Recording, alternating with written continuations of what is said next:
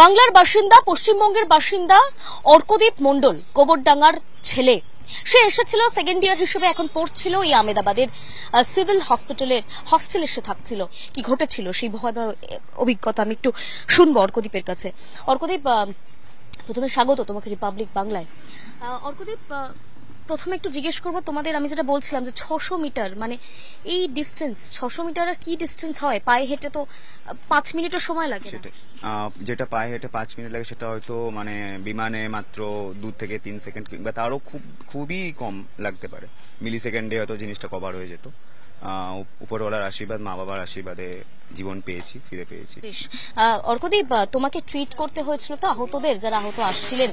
কি ধরনের ইনজুরি দেখেছিলে? মানে যারা এসছিলেন তাদের শরীরের আঘাতগুলো কি রকমের ছিল?